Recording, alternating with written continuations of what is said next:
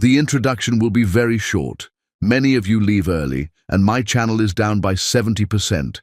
I don't want to leave you or this channel because we are one family. Hi, my beautiful family. Today I share something very close to my heart. My first cousin has passed away from a heart attack caused by the weight of financial struggles and the pain of his wife's harsh behavior. This loss is a reminder to all of us. Life is fragile, and we only get one chance to live it. Please don't carry tension on your shoulders until it breaks you. Be gentle with each other, be polite, and treat your partner with kindness and respect. Love your children, love your family, and above all, value the hearts that beat beside you every day. Money may come and go, but peace, compassion, and understanding are what keep a home alive.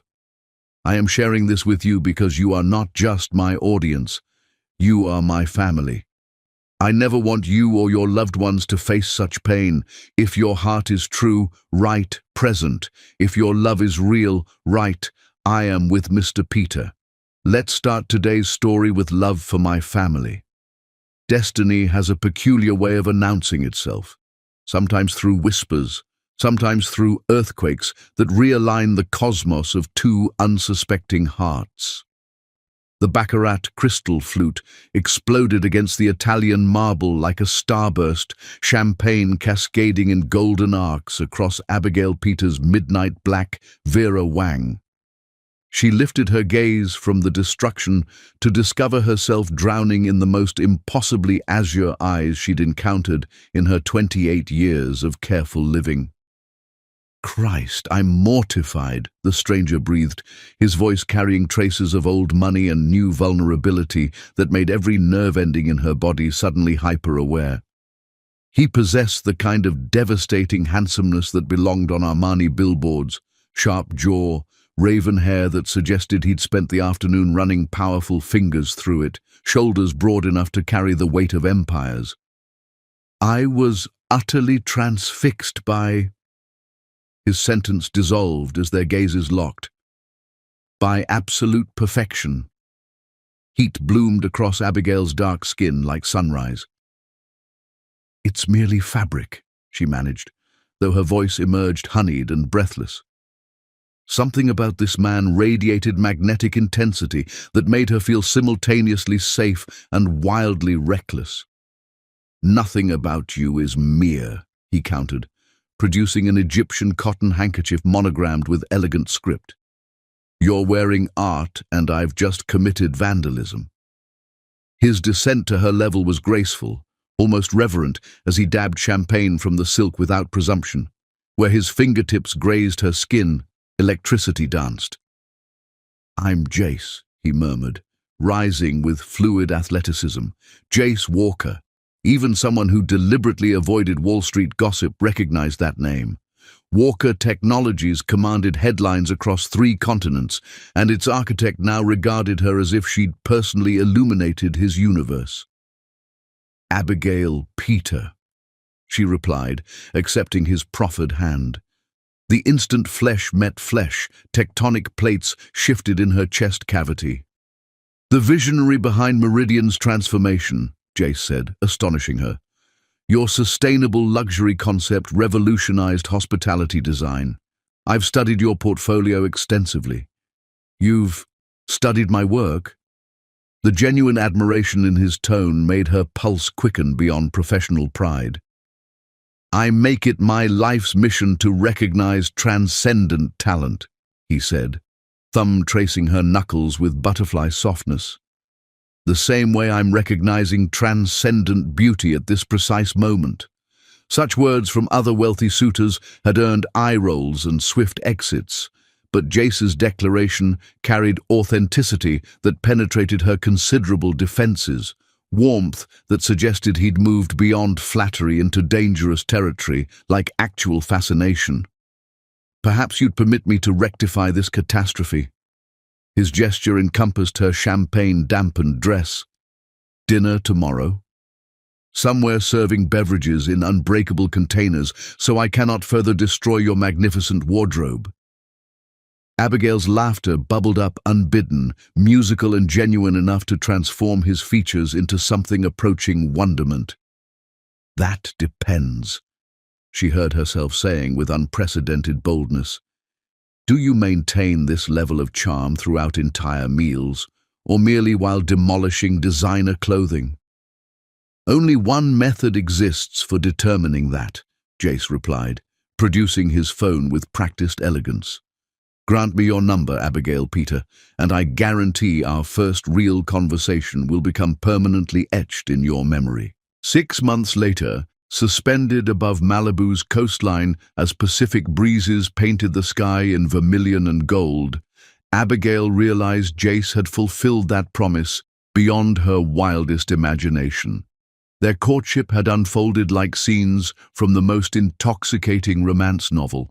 Private Boeing flights to Parisian penthouses where they'd made love against floor-to-ceiling windows overlooking the Champs-Élysées, their bodies joining with desperate passion that left them both gasping and greedy for more.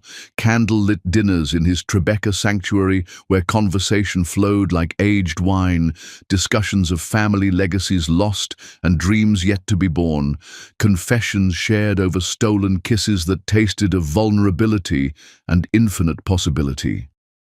Dancing barefoot in his marble-floored living room to Miles Davis and Billie Holiday, moving together like lovers who'd found their missing piece. Jace possessed supernatural abilities where her happiness was concerned. He memorized her preferences with scientific precision: Ethiopian coffee with brown sugar and heavy cream, white peonies because their abundance reminded her of Grandmother Rose's garden, the way she unconsciously hummed Nina Simone while sketching. His gifts demonstrated profound attention rather than ostentatious wealth.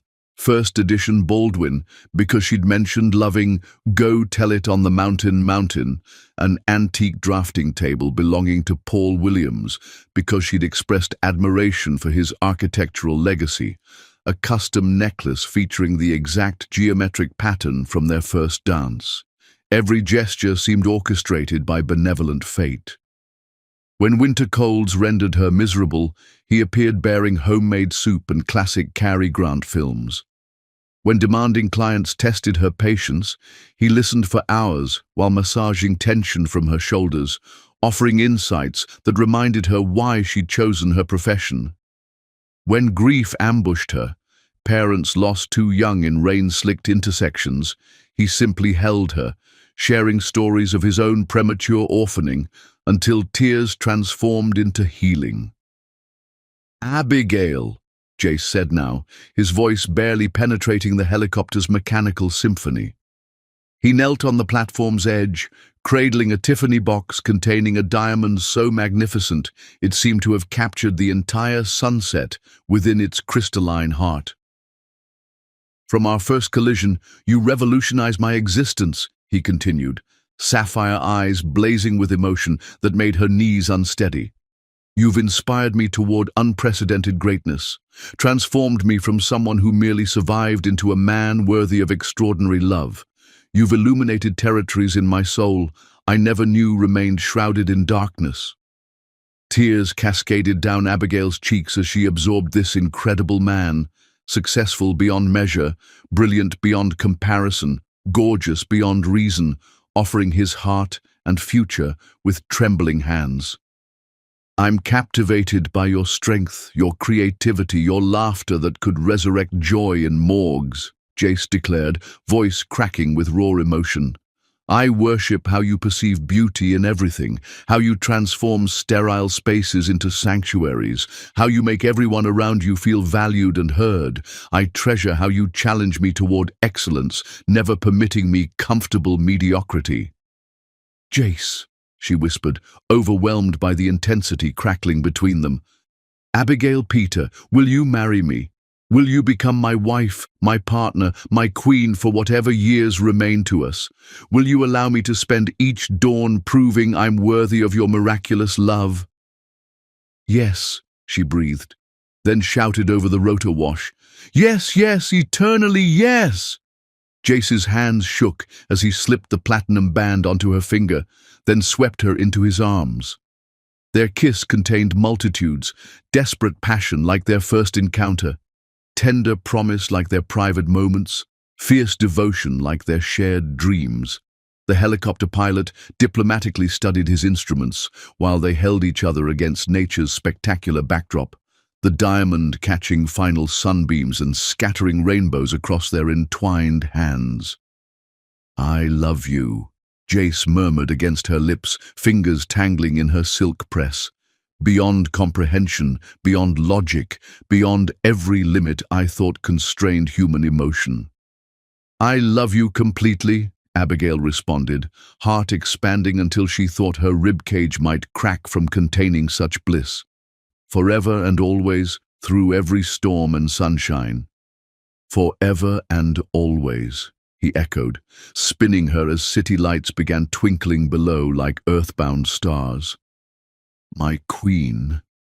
During their return flight, Abigail's hand nestled in Jace's, while Los Angeles glittered beneath them.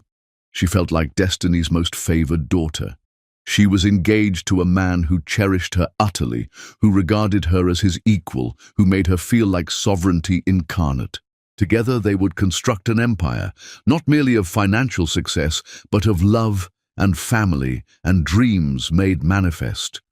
She possessed no foreknowledge that in 3 weeks, a single misdirected voice message would detonate this perfect love story into irreparable fragments, revealing the man she planned to marry had been performing the most elaborate deception of all. She remained blissfully unaware that the fairy tale currently unfolding was nothing more than a sophisticated business strategy, and she merely another asset requiring acquisition and management. But suspended in this moment, soaring above the city with the man she loved beyond reason, Abigail Peter believed with every fiber of her being that she was living the opening chapter of the greatest love story ever written. She had no conception it was all carefully orchestrated theater, and the final act would soon commence. Chapter 2. Perfect Illusions. Paradise, Abigail would later understand, achieves its most breathtaking beauty in the heartbeat before it burns. The Walker estate commanded 15 acres of Connecticut's most coveted real estate, its Georgian revival mansion rising from emerald gardens like something conjured from Architectural Digest's most ambitious fantasies. Standing in the master suite's bay window, watching movers orchestrate her belongings' integration with Jace's, Abigail experienced homecoming so profound it seemed cellular. "That eastern wing will serve as your creative sanctuary," Jace murmured, arms encircling her from behind while his breath warmed her neck with familiar intimacy. "Floor-to-ceiling windows ensure optimal natural light throughout the day. I commissioned those industrial-grade drafting tables you coveted from that Soho antique dealer." Abigail melted against his solid chest, marveling at their physical harmony. "You anticipate my every need," she sighed, rotating in his embrace to brush grateful lips across his jaw. "Where you're concerned, yes," he replied, pressing kisses along her throat that generated cascading shivers. "I'm determined you'll flourish here. I need this to become our sanctuary, not merely my residence, but the foundation where we'll build our legacy." And flourish she did.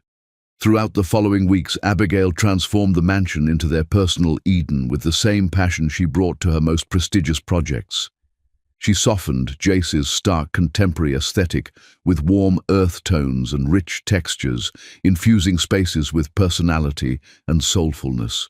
Deep burgundies and golden ambers warmed sterile white expanses. Luxurious furniture in jewel-toned velvets replaced austere leather minimalism. The forbidding dining room grew intimate beneath candlelight and arrangements of flowers she personally cultivated. The sterile great room became inviting with cashmere throws and coffee tables scattered with photography books, evidence of lives truly lived. Their master bedroom became pure romance, decorated in midnight blues and champagne golds that celebrated both their complexions beautifully. She hung gossamer panels that filtered morning light into something magical, arranged pillar candles on every surface, filled crystal vases with peonies and garden roses that perfumed their nights with intoxicating sweetness. "You've performed alchemy here," Jace declared one evening as they hosted their inaugural dinner party. The mansion glowed with warmth and sophistication, while their guests, his corporate associates mingling seamlessly with her artistic circle, moved through transformed spaces with obvious appreciation. "This feels authentically alive now, like a real home where real people experience real love." "We've performed alchemy," Abigail corrected, squeezing his hand beneath the table. "Everything I create here serves our shared vision." Those words caused Jace's smile to falter momentarily. So briefly, she nearly missed the shadow crossing his features. But then he was kissing her temple and murmuring gratitudes, and she dismissed that flicker of something troubling. Their engagement dominated New York's social stratosphere. Their love story featured across magazines and blogs as the romance defining their generation. Photographers captured them at gallery openings and charity benefits, always touching, always laughing, obviously intoxicated by each other's presence. Media outlets celebrated their narrative, the tech mogul and the visionary designer, their interracial romance positioned as evidence that authentic love transcended all boundaries. "Power couple perfection," proclaimed one magazine spread featuring images from a United Way fundraiser. Abigail radiated in a custom gown inspired by African kente patterns, while Jace gazed at her like she'd personally rearranged the constellations for his pleasure. Wedding preparations consumed their evenings and weekends with delicious anticipation. They'd selected a Tuscan villa for the ceremony, a romantic setting overlooking ancient vineyards and silver-leafed olive groves that would bloom with wildflowers come June. Abigail designed every detail personally, invitations incorporating delicate gold leaf and roses honoring her grandmother's memory, floral cascades that would transform every surface, even her gown, an exquisite creation requiring 6 weeks and 4 seamstresses in Milan to achieve her vision. 200 guests, she mused one evening as they reviewed lists while intertwined in their silk-sheeted bed. "Does that seem excessive?" "For you, I'd invite every soul on earth," he replied, though again something indefinable flickered across his expression. "Some of my business associates might find your artistic friends culturally challenging." "Like Hannah Williams." Abigail noted the name while studying his face. "Your marketing director?" "Senior marketing executive," Jace corrected with suspicious swiftness, his caressing hand pausing on her bare shoulder. "She's been integral to company operations for years, extremely results-oriented, focused." Abigail had encountered Hannah briefly at several functions, a striking woman with platinum hair, emerald eyes, sharp as scalpels, and wardrobes that suggested European shopping sprees. She projected competence and professionalism, albeit with an underlying frost that made Abigail perpetually uncomfortable. "She seems to regard me with particular coolness," Abigail observed diplomatically. "Hannah maintains distance with everyone initially," Jace deflected, resuming his gentle caresses. "Don't interpret it personally. She's protective of company interests, which naturally extends to protecting me. She's witnessed too many corporate leaders destroyed by inappropriate romantic entanglements." Something about his explanation felt incomplete, triggering whispers of intuition Abigail couldn't quite name. But she was orchestrating her dream wedding to her soulmate. She refused to let paranoia contaminate that joy. Besides, Jace demonstrated devotion through countless daily gestures. He brought Ethiopian coffee prepared exactly to her preferences each morning, staying to steal kisses while she planned her day. Fresh flowers appeared in her studio daily, not expensive florist arrangements, but wildflowers he personally gathered during dawn runs. He never missed opportunities to praise her brilliance, her beauty, his gratitude for finding her. When client projects demanded late nights, he'd arrive bearing dinner and offering shoulder massages, listening to her work through design challenges while providing surprisingly insightful suggestions. When nightmares about her parents' accident haunted her sleep, trauma that sometimes resurged despite years of therapy, Jace held her through the darkness until dawn banished the demons. "I want us to start our family immediately," she confided one night as they lay entwined beneath Egyptian cotton, moonlight silvering their skin through gauze curtains. "I want our children raised in this house, surrounded by this love. I want them experiencing what it means to have parents who adore each other openly." "How many children do you envision?" Jace asked, voice strangely constricted, though she was too lost in maternal fantasies to notice. "3, perhaps 4, Abigail mused dreamily, fingertips tracing patterns across his chest. "I want this mansion filled with laughter and beautiful chaos and boundless love. I want to give them everything I lost when my parents died: stability, security, parents who demonstrate their devotion daily." "That sounds idyllic," Jace agreed, though his arms tightened around her almost possessively. "You'll be an extraordinary mother. Nurturing, protective, inspiring. And you'll be the father who teaches them to reach for stars while keeping their feet grounded," Abigail replied, pressing grateful kisses to his chest. "The Walker legacy will transcend mere business success. It'll represent love, family, building something genuinely meaningful." In darkness, Jace's jaw clenched with tension Abigail couldn't observe. "Yes," he said quietly, "the Walker legacy."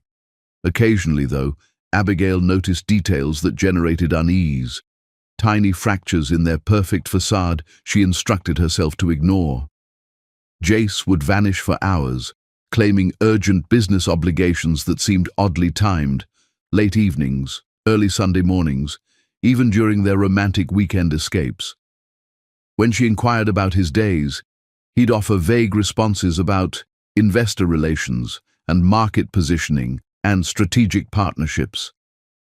"Global business never sleeps," he'd explain, kissing away her concerns.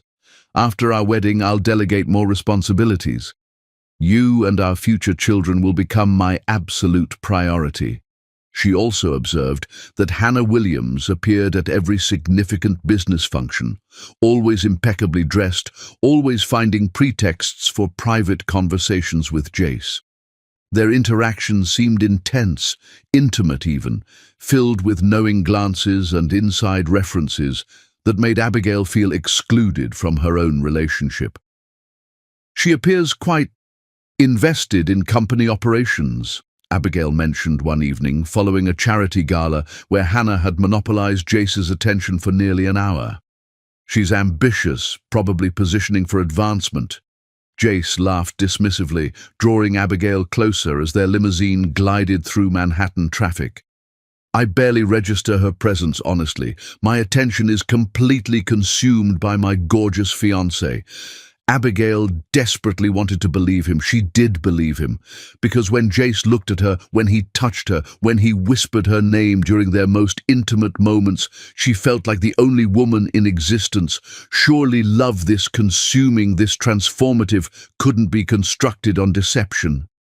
As their wedding approached, merely 3 weeks distant, Abigail felt nothing but anticipation and bliss.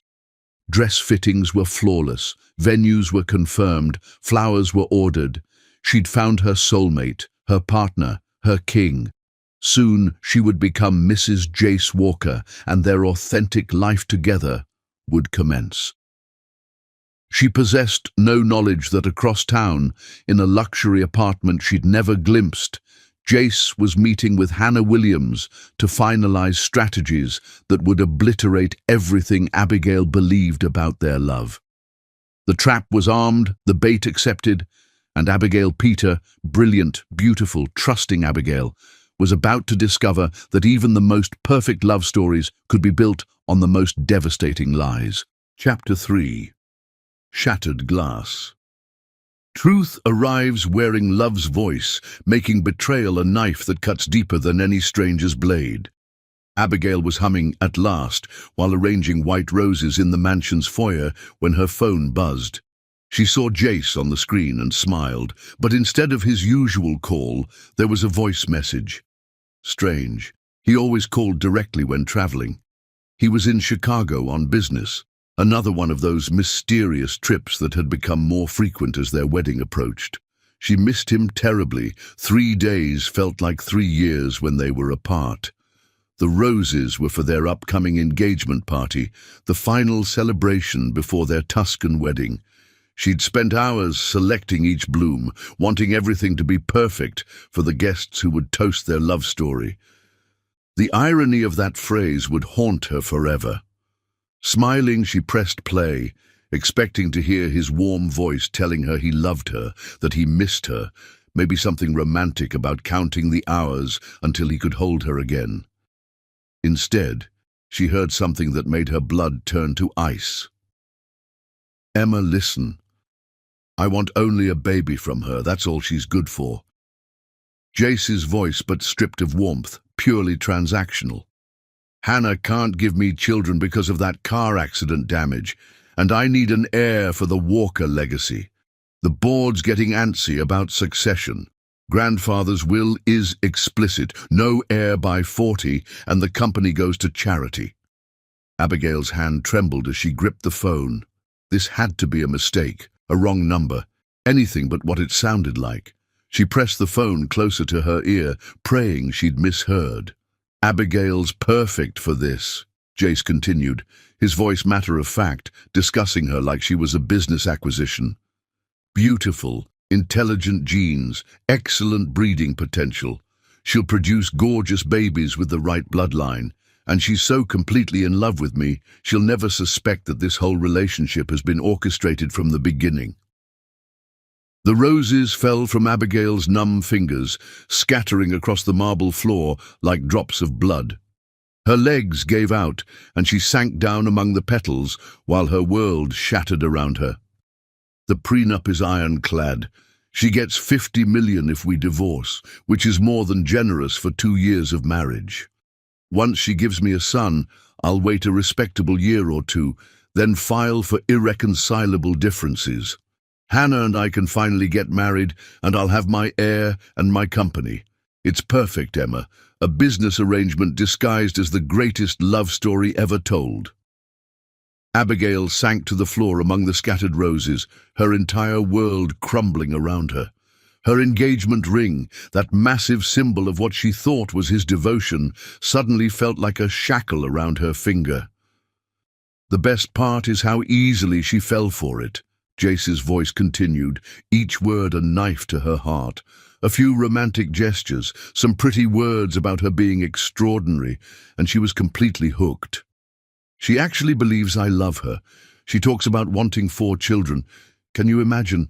Sometimes I almost feel sorry for her. She has no idea she's just a vessel for the Walker bloodline." There was a pause, and Abigail heard him laugh. Actually laugh, at her pain, at her foolishness, at the beautiful love story she thought they were writing together. Hannah's been incredibly patient, but she's getting anxious about the timeline. 5 years is a long time to wait for a man to secure his inheritance and his future. She understands that I need an heir to maintain control of the company, but she wants to know there's an end date to this charade. This way, we both get what we want. I get my company legacy secured, and Hannah gets to be Mrs. Jace Walker eventually. Just not quite yet. Mrs. Jace Walker. The title Abigail had dreamed of, practiced writing in her notebook like a teenager, imagined carrying with pride and joy. Now it felt like a cruel joke, a consolation prize for the woman who would get the real version of the man Abigail thought she knew. The timing has to be perfect, though. I need Abigail pregnant within the first 6 months of marriage. Can't risk her getting suspicious if it takes too long. I've been tracking her cycle using that fertility app she downloaded. She ovulates next week, right after we get back from the honeymoon in Santorini. I'll make sure we're very enthusiastic during that window. Abigail doubled over, physically sick. That app, She'd shown it to him excitedly, talking about planning their family, and he'd seemed so interested, so supportive. Now she realized he'd been studying it like a scientist, calculating the optimal time to impregnate his chosen broodmare. Every intimate moment they'd shared, every whispered endearment, every passionate night, it had all been performance art. She was nothing more than a prize heifer in his twisted business plan, valued only for her genetic material and her fertility. She's already talking about wanting 4 children. Jace continued with another laugh that made Abigail's skin crawl. I'll give her 1, maybe 2 if the first is a girl. But once I have my son, once the Walker legacy is secure and the board stops questioning my commitment to family values, I'm done with this charade. Hannah and I can finally stop pretending, and Abigail can disappear with her divorce settlement and whatever dignity she has left. The casual cruelty in his tone was breathtaking. He spoke about discarding her like she was office furniture that had outlived its usefulness. The children she dreamed of raising with love, he saw them as products to be delivered according to contract specifications.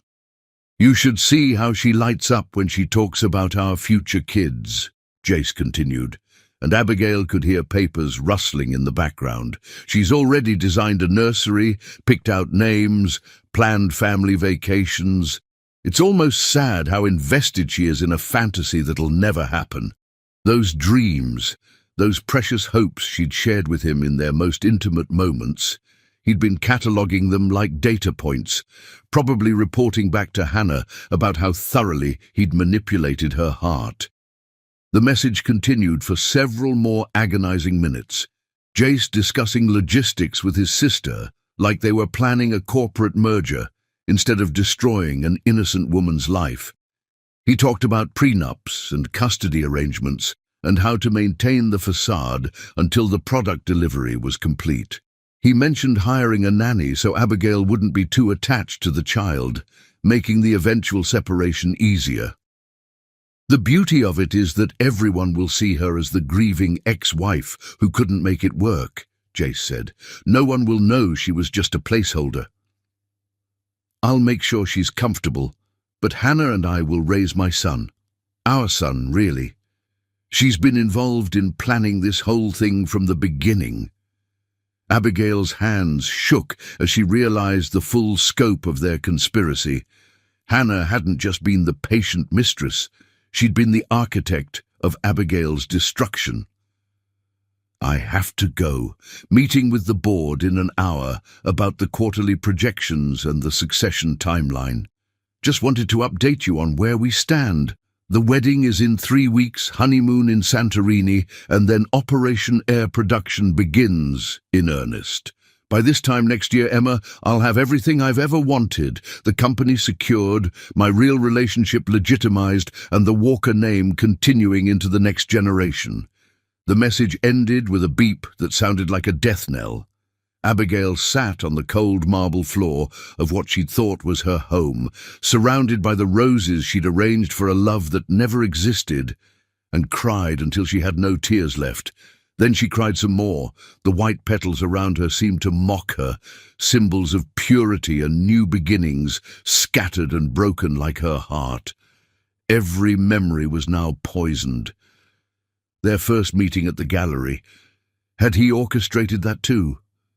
Their romantic trips, their intimate conversations, his proposal on that cliff overlooking the Pacific.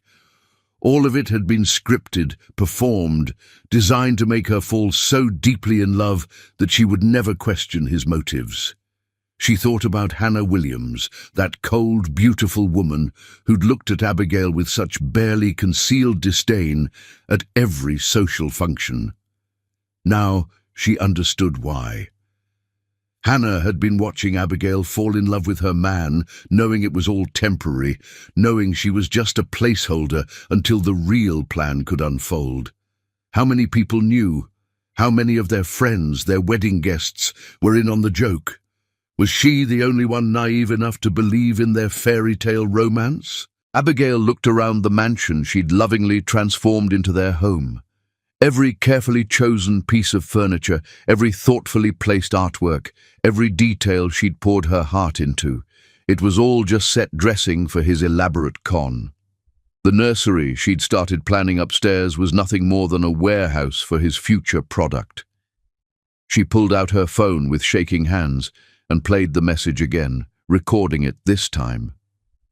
She needed proof. She needed to document this betrayal, not for revenge, but for her own sanity. Without evidence, she might convince herself she'd imagined it all, that love this intense couldn't possibly be fake. But it was fake. All of it. Standing slowly, Abigail walked through the mansion one last time, seeing it with new eyes. The bedroom where they'd made love so passionately. He'd been calculating her fertile days. The kitchen where they'd cooked together, laughing and stealing kisses. He'd been thinking about genetic compatibility and optimal nutrition for breeding. The living room where they'd danced to old jazz records. He'd been planning her eventual disposal. She climbed the stairs to their bedroom and opened the safe where she kept important documents. Her birth certificate, her passport, her mother's jewelry. Things that belonged to her, things from her real life before she'd become a character in Jace Walker's twisted play. She would leave in the morning, before he returned from Chicago. She would take nothing that he'd given her, nothing that carried the stain of his lies. She would disappear from his life as cleanly as possible, with her dignity intact and her heart shattered, but her spirit unbroken. Because Abigail Peter was many things. A talented designer, a loving daughter to parents who were gone too soon, a loyal friend, a passionate woman. But she was not, and would never be, anyone's broodmare. The Queen was about to show the King what happened when you tried to turn royalty into livestock. Chapter 4. The Queen's Escape. True nobility reveals itself not in accepting crowns, but in the grace with which one removes them. Abigail Peter had not slept. She sat in the darkness of what she'd believed was their sanctuary, watching dawn break over Connecticut countryside, planning her escape with military precision and the crystalline clarity that comes only from having every illusion obliterated. By 6 a.m. she'd made her first call. "Marcus," she said, when her closest friend answered, voice thick with sleep. "I need you here. Now. Don't ask questions. Just come." Marcus Fitzgerald had been her anchor since design school, her confidant through every heartbreak and triumph. They'd navigated her parents' death together, celebrated her first major commission together, and he'd been the one to talk her through her fears about trusting someone as powerful and wealthy as Jace Walker. One look at her face when he arrived, and he knew better than to probe for immediate details. "How much time do we have?" he asked simply, surveying the mansion that had become a mausoleum of broken dreams. "He lands at noon," Abigail replied, voice steady despite the devastation in her eyes. "I want every trace of my existence erased before then." What followed was the most efficient extraction in history. Abigail took only what had belonged to her before Jace. Her clothes, her design materials, her mother's jewelry, her laptop with client files. Everything he'd given her remained behind. Designer gowns purchased for various galas, expensive jewelry he'd surprised her with, just because, commissioned art pieces for her studio, even custom furniture they'd selected together for their bedroom. She moved through the house like a spectre, erasing every trace of her presence with methodical precision. Throw pillows she'd chosen were removed and stored in closets. Warm lighting she'd installed was replaced with original harsh fixtures. Fresh flowers were discarded, candles packed away, personal photographs taken down and placed in a box for his discovery. "Abigail," Marcus said gently as she dismantled what had been her life. "What happened? You look like someone died." She handed him her phone and watched his expression transform as he listened to Jace's voice message. Color drained from his dark skin, his jaw clenched, and for a moment she thought he might put his fist through the nearest wall. "That soulless bastard," he whispered when the message ended. That calculating, heartless piece of— "Don't," Abigail interrupted quietly. "Don't waste your fury on him. He's worthless, less than worthless." "But you loved him," Marcus said, voice cracking for his friend. "You really, truly loved him with everything you had." "I loved an illusion," Abigail corrected, voice gaining strength with each word. "A character he created to manipulate me. The real Jace Walker is exactly what you heard in that message. Cold, calculating, capable of destroying someone's life for a business transaction." By 11 a.m., the mansion appeared exactly as it had when she'd first arrived. Cold, sterile, devoid of love or warmth or any evidence that a woman with dreams had attempted to make it home. Abigail took one final walk through the rooms, bidding farewell to the life she'd thought she was building. In the master bedroom, she opened the jewelry box and removed every piece Jace had given her. The engagement ring returned to its velvet case, placed carefully on his pillow where he couldn't possibly miss it. Diamond earrings, pearl necklaces, tennis bracelets he'd surprised her with after their first argument, all returned to their proper places. The only thing she kept was a simple gold locket her mother had given her, which she'd worn on their first date. Even that felt tainted now. But it was hers, from before him, and she wouldn't let him steal her mother's memory too. On the massive dining room table where they'd hosted their engagement party, where she'd dreamed of serving Christmas dinner to their children, Abigail left 3 items: the engagement ring in its pristine box, her house keys, and a single sheet of paper with 8 words written in her elegant script. "I am not a broodmare. I am a queen." No explanation, no accusation, no plea for him to call her or fight for her. Just a simple statement of fact that would communicate everything he needed to understand. As Marcus loaded her single suitcase into his car, Abigail took one last look at the Walker estate. Somewhere in this mansion was a master suite where she'd believed herself cherished, a studio where she'd designed their future, a kitchen where she'd imagined cooking for their children. All illusions, all lies. "You don't have to be strong right now," Marcus said as they drove away, the mansion disappearing in the rearview mirror. "Not with me. You can fall apart if you need to." "Yes, I do," Abigail replied, spine straight, chin high, "because if I break now, I might never put myself back together. And I refuse to let him destroy me." They drove in silence to Marcus's apartment in the city, where Abigail would stay until she determined her next move. She'd already made some decisions during her sleepless night. She was leaving New York, leaving the life she'd built here, starting over somewhere Jace Walker couldn't find her and corrupt with his money and influence. Her phone had been buzzing incessantly since they left the estate, Jace's assistant wondering where she was, the wedding planner needing final decisions for a wedding that would never happen, friends wanting to confirm details for the rehearsal dinner she would not be attending. Abigail turned off the phone and removed the SIM card. That life was over. Those people, except for the precious few who truly mattered, belonged to the illusion she'd been living. At Marcus's apartment, she sat down with her laptop and began the methodical process of dismantling her existence as Jace Walker's fiancé.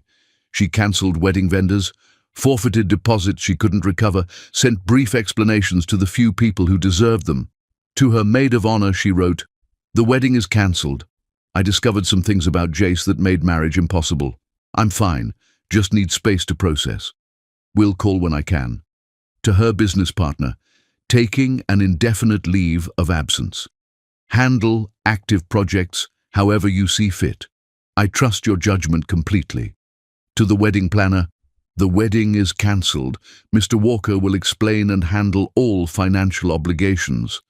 She was thorough, professional, and utterly final in every communication. By evening, her phone was exploding with calls and texts from numbers she recognized. Jace, his assistant, his sister Emma, mutual friends who'd heard about the cancelled wedding. She deleted them all without reading them, without listening to the voicemails that poured in by the dozens. The only message she acknowledged was one that came through Marcus's phone at 6 p.m. It was from Jace, his voice panicked and desperate, so different from the cold calculation she'd heard in his message to Emma. "Abigail, please, I don't understand what's happening. I came home, and you're gone. Everything's gone. Your clothes, your things, even the warmth you brought to this house. There's just a ring and a note that doesn't make sense. Please call me. Please come home. We can fix whatever's wrong. I love you. I love you so much. It's killing me that you're not here." The message continued for 3 minutes, his voice breaking, pleading, sounding genuinely destroyed. If she hadn't heard his real voice, his true feelings about her, she might have believed this performance too. "He's exceptionally talented at this," she whispered to Marcus as tears finally spilled down her cheeks. "He's really, truly gifted at deception." "But you're superior," Marcus replied firmly, wrapping his arms around his friend. "You're stronger than his lies. You're smarter than his games. And you're going to rebuild your life into something so magnificent that he'll spend the rest of his miserable existence regretting what he destroyed." That night, as Abigail lay in Marcus's guest room, she allowed herself to grieve. Not just for the relationship she'd lost, but for the woman she'd been. Trusting, optimistic, believing in love so completely that she'd ignored every warning sign. That woman was gone, and while Abigail mourned her, she also knew that the woman who would emerge from this betrayal would be wiser, stronger, unbreakable. She thought about Hannah Williams, probably celebrating tonight, probably in Jace's arms as he consoled himself over his missing breeding stock. Let them have each other. Let them build their empire on lies and manipulation. Abigail Peter was finished being anyone's pawn. By morning, she had made her decision. She was leaving New York, leaving the coast entirely. Somewhere in America was a place where she could rebuild, where she could remember who she was before Jace Walker, where she could become who she was meant to be. The engagement was terminated, the fairy tale was concluded, but the Queen's authentic story was just beginning. Chapter 5. The Mistress's Victory Dance. Victory tastes most bitter to those who have never earned it through honor. Hannah Williams stood in the doorway of Jace Walker's master bedroom, surveying the devastation with emotions far more complex than the triumph she'd anticipated. Clothes littered the floor where he'd hurled them in frustration. Empty whiskey bottles lined the nightstand like monuments to despair. The man she'd waited 5 years to call hers was disintegrating, and it wasn't remotely what she'd expected. "Jace, darling," she purred, entering the room with confidence born of finally having what she'd wanted. "You need nourishment. You haven't left this room in 3 days." Jace looked up from where he sat on the bed's edge, his usually immaculate hair disheveled, his cobalt eyes red-rimmed and feral. "She's gone, Hannah. Just vanished, like she never existed." "I know, sweetheart," Hannah said, settling beside him and threading manicured fingers through his hair.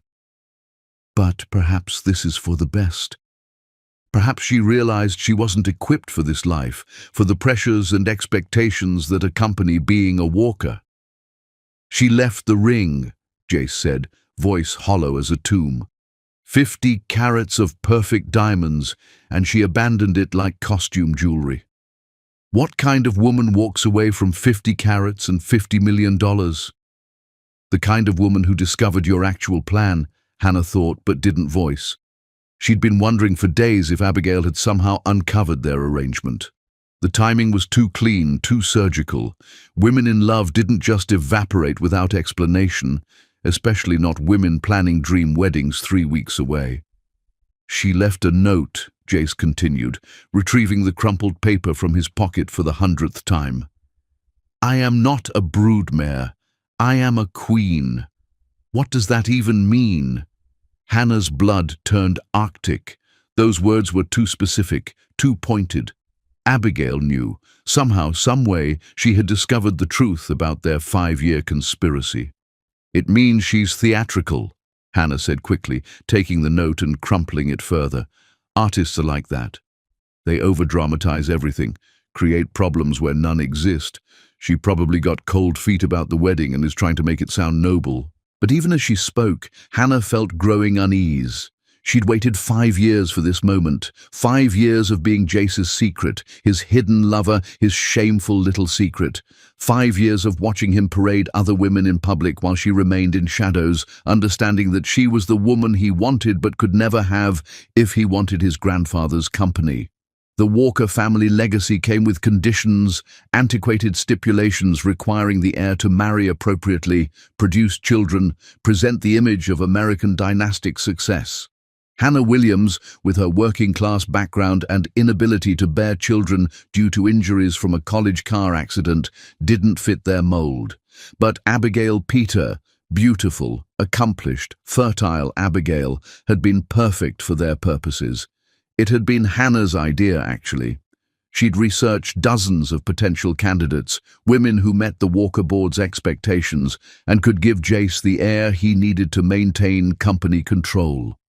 Abigail had topped every list, successful in her own right, gorgeous, from respectable family, and romantic enough to fall completely for Jace's considerable charm.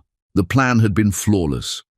Jace would marry Abigail, impregnate her quickly, and then, after a respectable period of playing devoted husband and father, divorce her quietly with generous settlement.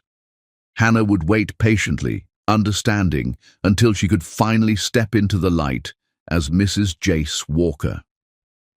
What Hannah hadn't anticipated was how thoroughly Jace would immerse himself in the devoted fiancé role. She'd watched him with Abigail at social events, observed the way he looked at her, touched her, spoke to her. If Hannah didn't know better, she'd think he'd actually fallen in love with his mark. "You're obsessing over someone who clearly didn't appreciate what you offered her," Hannah said now, wrapping her arms around Jace's shoulders. "I'm here. I've always been here.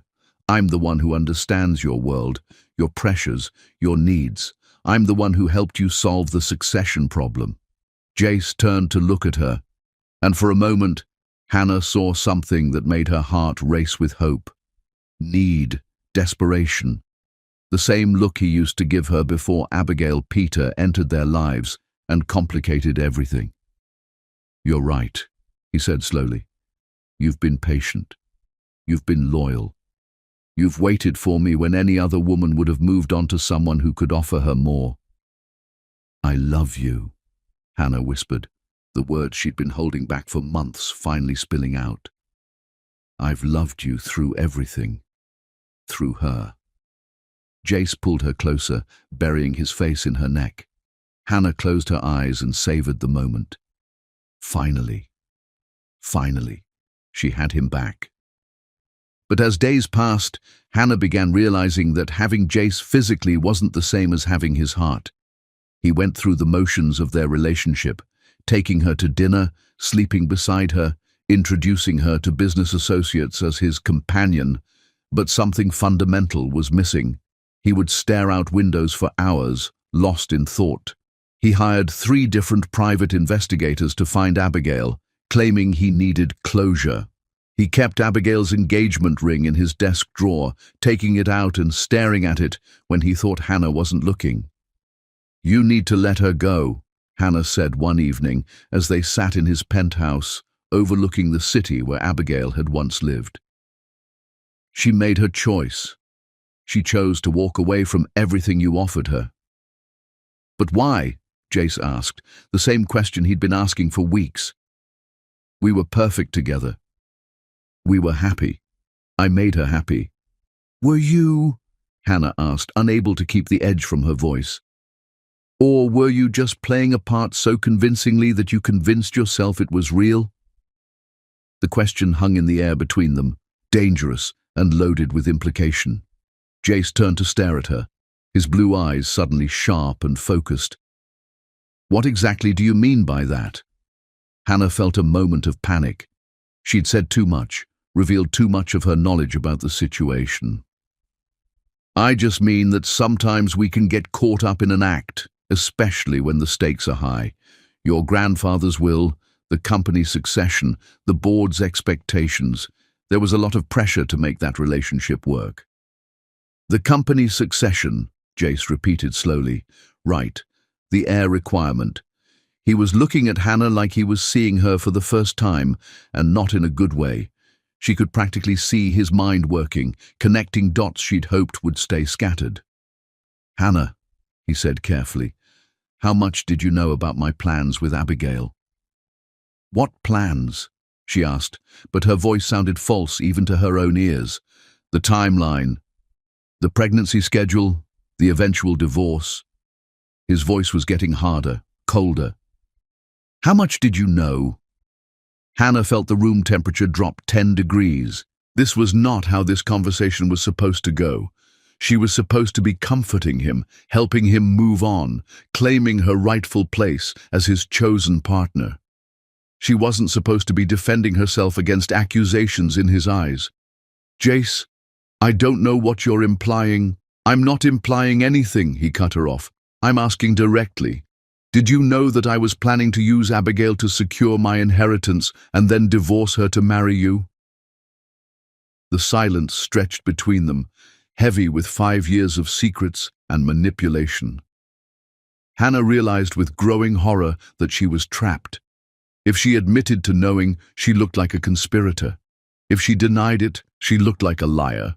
Either way, she was losing the man she'd sacrificed everything to get. "I knew you needed an heir," she said finally. "I knew our relationship couldn't be public until that was resolved. I understood the practical aspects of your situation."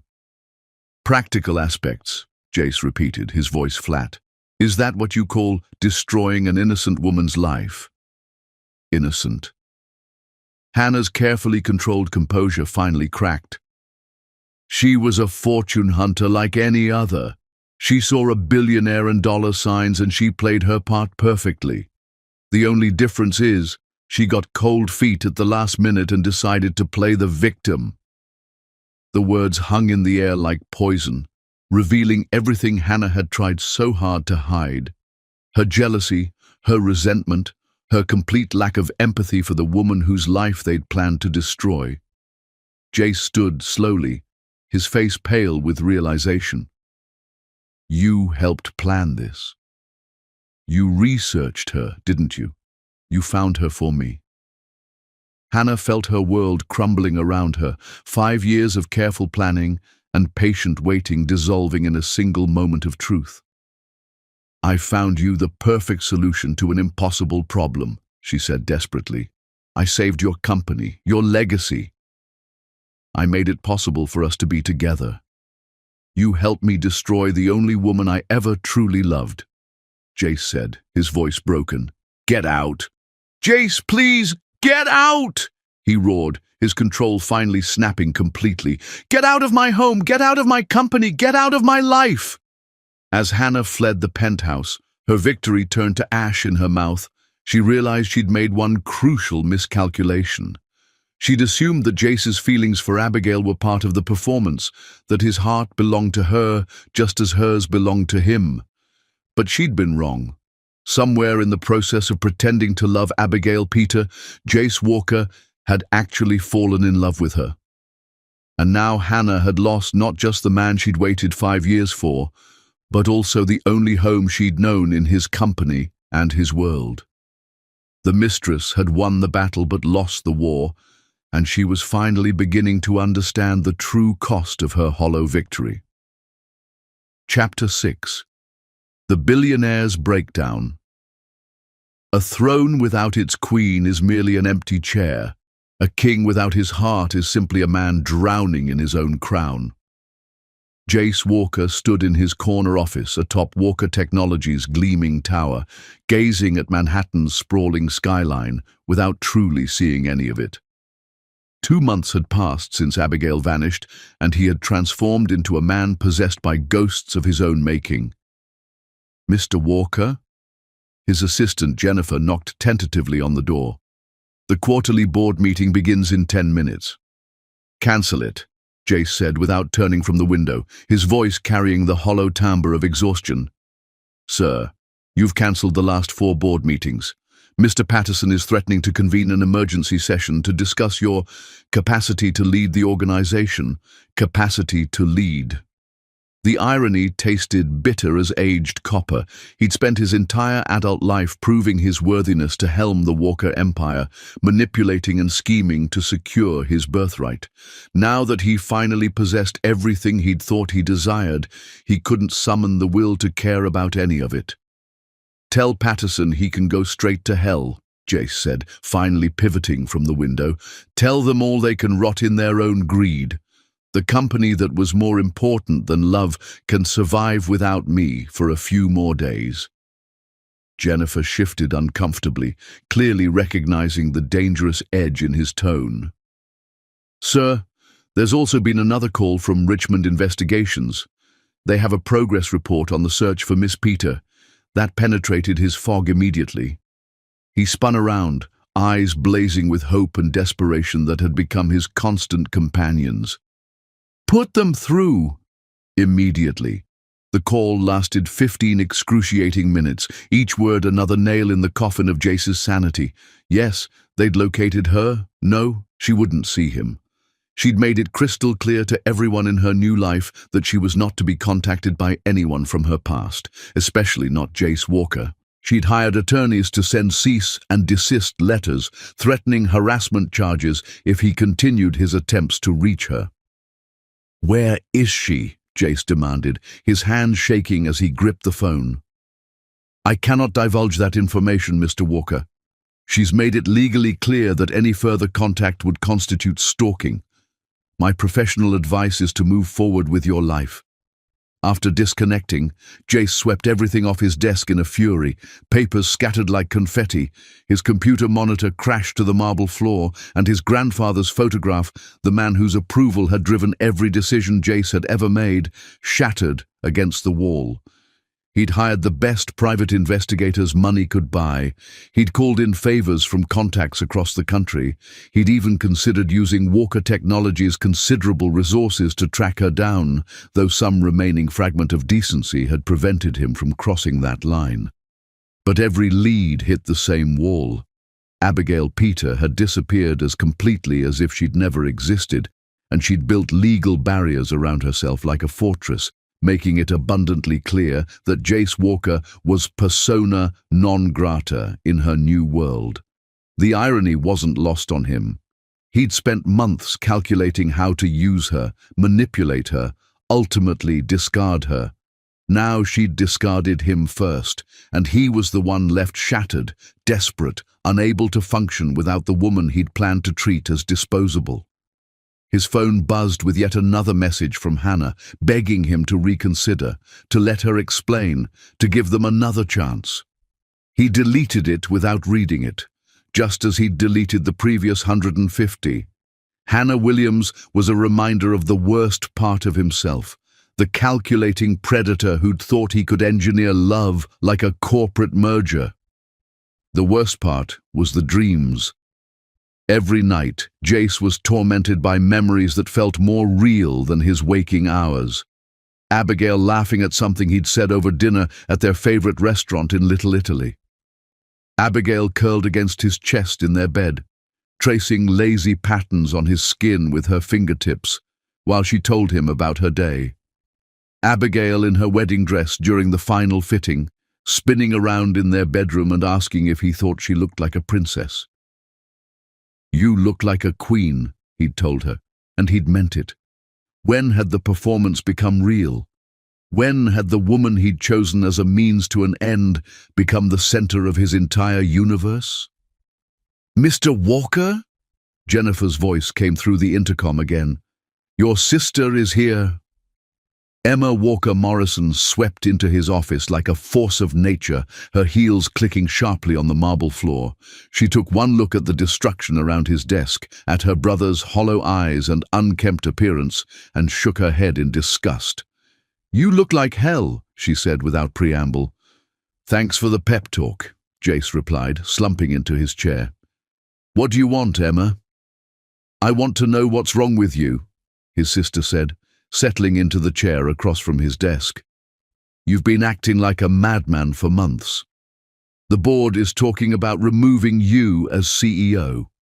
The stock price has dropped 25% because investors are worried about your mental state.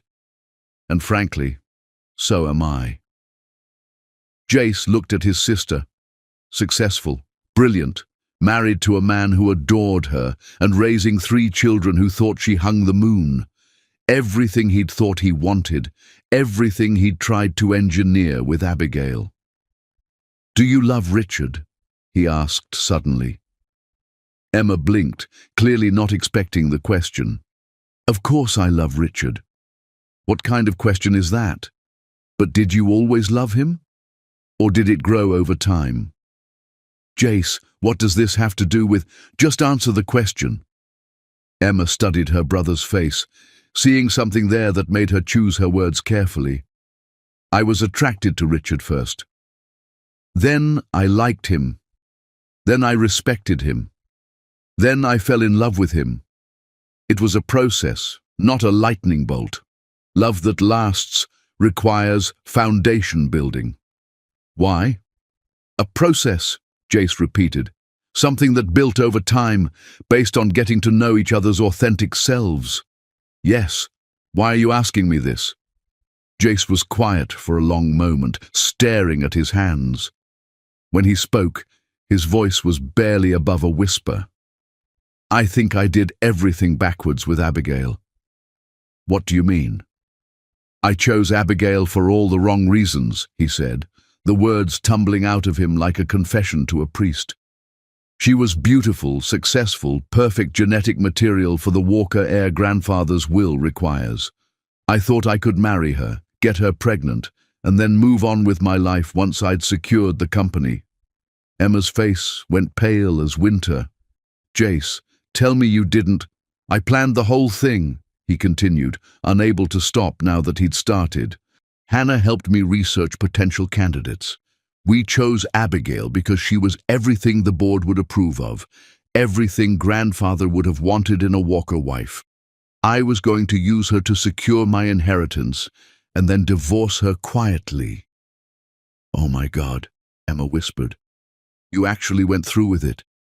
That plan we talked about when you were drunk and angry about grandfather's ridiculous will, you actually did it?" "I did more than that," Jace said, his voice breaking. "I fell in love with her. Somewhere between the first kiss and the proposal, between the performance and the reality, I fell completely, utterly, irrevocably in love with her. And now she's gone, and I don't know how to live without her." Emma sat in stunned silence for a moment, processing her brother's confession. "Does she know about the plan?" Jace nodded miserably. "She must. She left a note that said, 'I am not a broodmare. I am a queen.' She figured it out somehow." "Good for her," Emma said firmly, surprising him. "Good for her." Jace stared at his sister in disbelief. "She's the love of my life. And you're saying good for her?" "Yes, I'm saying good for her." Emma stood up, her voice rising. "You tried to use her like a prize breeding animal, and she had the dignity to walk away. She deserves better than what you planned to give her." "But I love her," Jace said desperately. "I know it started wrong, but what I feel for her now is real. It's the most real thing I've ever experienced." "Then you need to prove it," Emma said. "Not with flowers or jewelry or grand gestures. You need to prove that you're worthy of a woman like that. You need to become the man she thought she was marrying, not the calculating bastard who tried to use her." "How?" Jace asked, his voice small and lost. "How do I prove something like that when she won't even let me find her?" Emma looked at her brother, really looked at him, and saw not the successful CEO or the master manipulator, but the scared little boy who'd always tried so hard to live up to their grandfather's impossible expectations. "You start by figuring out who you are when you're not trying to be what everyone else wants you to be," she said gently. "You start by making choices based on what's right, not what's profitable." You start by becoming a man worthy of love, not just demanding it because you've decided you want it. After Emma left, Jace sat alone in his destroyed office, thinking about her words. He'd spent his entire life building an empire, accumulating wealth and power and influence. But what good was any of it without someone to share it with? What was the point of being a king if he'd driven away his queen? For the first time in his adult life, Jace Walker began to question everything he'd built his identity around. The company, the wealth, the legacy. None of it mattered if he couldn't be the kind of man worthy of Abigail's love. The breakdown was complete. Now, perhaps, the rebuilding could begin. Chapter 7. The grand gesture failure. Love lost through deception cannot be reclaimed through the same weapons that destroyed it. 8 months after Abigail's disappearance, Jace Walker finally found her. Monterey Bay, California, a coastal haven where she'd established a boutique design firm specializing in sustainable, affordable housing.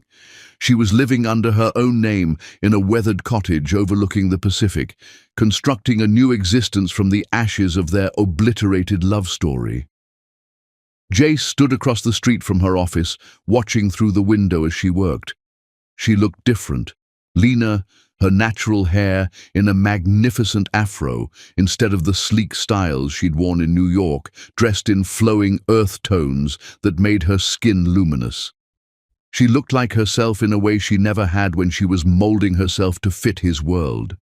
She also looked peaceful, content even. The realization struck him like lightning. She was thriving without him. The woman he observed through that window wasn't pining for what she'd lost. She was flourishing in what she'd discovered. But Jace Walker hadn't built a billion-dollar empire by accepting defeat gracefully.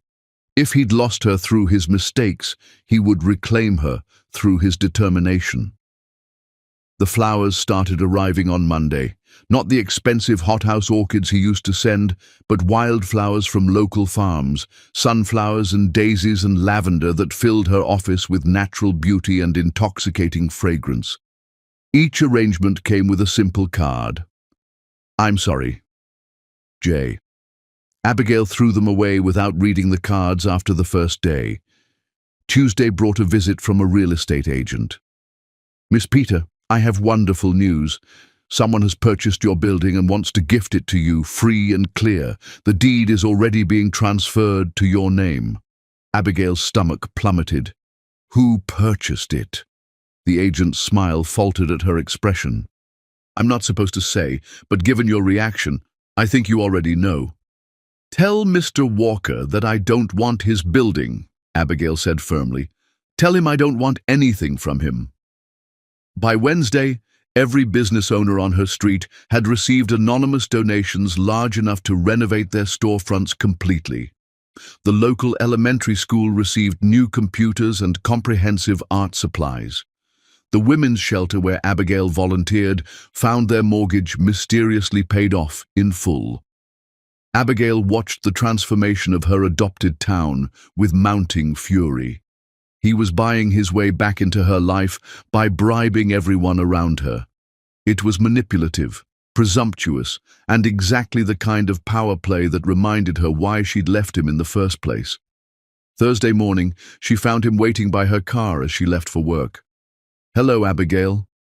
She stopped short, her breath catching despite her resolve. He looked terrible, thinner than she'd ever seen him, his usually perfect hair unkempt, his expensive clothes hanging loose on his diminished frame. But his eyes were the same brilliant blue that had made her fall in love with him in the first place. "Go away, Jace," she said, moving toward her car. "Just give me 5 minutes," he said, not moving from his position beside her driver's door. 5 minutes to explain." "Explain what?" she asked, her voice sharp with barely controlled emotion. "Explain how you plan to use me as a broodmare. Explain how our entire relationship was a business transaction. Explain how you were going to divorce me the minute I gave you a son." Jace's face crumpled. "You heard the message. Every word, Abigail confirmed. Every calculated, heartless word. That's not who I am anymore, Jace said desperately. What I felt for you, what we had together, that was real. I know it started as something else, but it became real. You have to believe me. I don't have to believe anything, Abigail replied. And frankly, I don't care who you are now. I care about who you were when you were planning to destroy my life. She tried to step around him, but he moved to block her path. I love you, Abigail. I know I have no right to say that. I know I hurt you in the worst possible way. But I love you more than I've ever loved anything or anyone. You love the idea of me, she corrected. You love having something you can't control. But you don't love me, Jace. You never did. That's not true. Isn't it? Abigail's voice rose, months of suppressed anger finally breaking free. You don't even know who I really am. You fell in love with a version of me that I created to fit into your world. The real me eats cereal for dinner sometimes. The real me cries at dog food commercials. The real me wanted to name our first daughter Rose after my grandmother, but you probably don't even remember her name. Rose, Jace said quietly. Rose Margaret Peter. She raised you after your parents died, and she taught you that love should make you feel safe, not scared. Abigail's breath caught. He had been listening. He did remember. She also taught you that a man who truly loves you will never make you question your worth, she said, her voice steadier now. And that's exactly what you did. You made me question everything about myself, wonder if I was only valuable for what I could give you. I was wrong, Jace said, stepping closer. I was so focused on what I thought I needed that I almost destroyed the only thing I actually wanted. I've spent 8 months trying to figure out how to prove to you that what we had was real. By buying my building? By bribing my neighbors? Abigail shook her head. You still don't get it. You're still trying to control the situation with money and power. Then tell me how, Jace pleaded. Tell me what I need to do to prove that I love you. You can't, Abigail said simply. That's what you don't understand. You can't prove love after you've destroyed trust. You can't buy back a heart you've broken.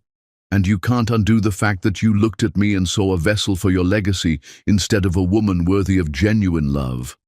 She finally pushed past him to her car, but before getting in, she turned back one more time. The Jace Walker I fell in love with never existed, she said, her voice soft but final. He was a character you played to get what you wanted.